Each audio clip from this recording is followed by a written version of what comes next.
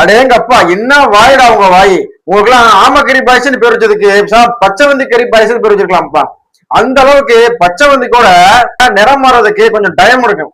ஆனா உங்க வாய் இருக்க வாய் அடடா நொடிக்கிறவே நிறம் மாறுது. அது எப்படி மேடையில, அதாவது உங்களுடைய மேடையில அடுத்தவங்க எல்லாம் கழுவி ஊத்துறது யாரு? இந்த சரத்குமாரா இருக்கட்டும், பாரதிய ஜனதாவா இருக்கட்டும், ஐயா மோடியா இருக்கட்டும், அண்ணாமலையா இருக்கட்டும், எல்லாரையும் கழுவி ஊத்துறது.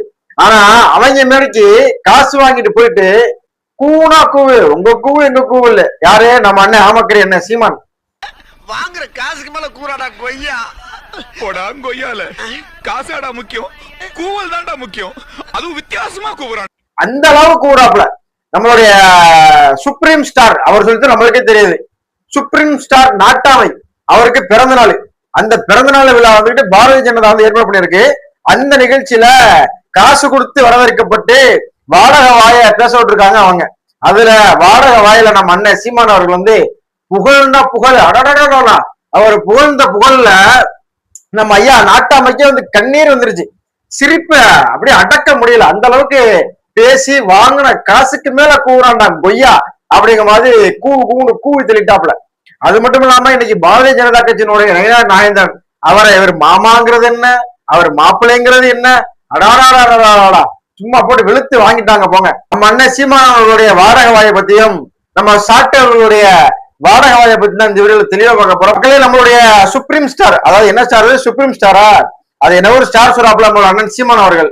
அந்த ஸ்டாருக்கு ஏன்னா 72வது பிறந்த நாள். அதாவது பிறந்த நாள் வந்துட்டு சாதாரணமா எல்லாரும் கொண்டாடிட்டு போயிருவாங்க. ஆனா இவர் அப்படி கொண்டாட மாட்டாரு. ஏன்னா ஊரையே திரட்டி ஒரு மேடையை போட்டு ஏன்னா ஊருக்கே தெரியற மாதிரி 72வது பிறந்த நாளா கொண்டாடி இருக்காரு. அந்த மேடையில நம்மளுடைய அண்ணன் சீமான் அவர்களை வாடகை கூட்டு வந்து பேச வச்சிருக்காங்க. நம்மளோட அண்ணன் சீமான் அவர்களுக்கு அவங்க கட்சி மேடை ஆரம்பிச்சுன்னா போட்டு பொழப்பான்னு பொழப்பாரு.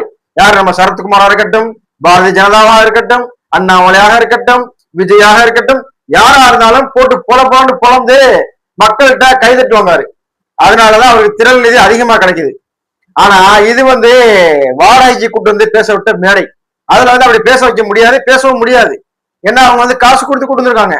அந்த மேடையில அண்ணன் வந்து கூவுன்னு கூறுவார். என்ன கூவுனா சாதாரண கூவுல.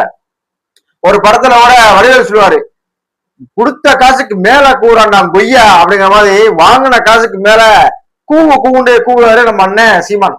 நீங்க உங்களுடைய கொள்கை தமிழ் தேசியம் என்ன அப்படின்னா நீங்க பாரதிய ஜனதா கட்சியினுடைய மேடையில் என்ன பண்றீங்க? இந்த சுப்ரீம் ஸ்டார்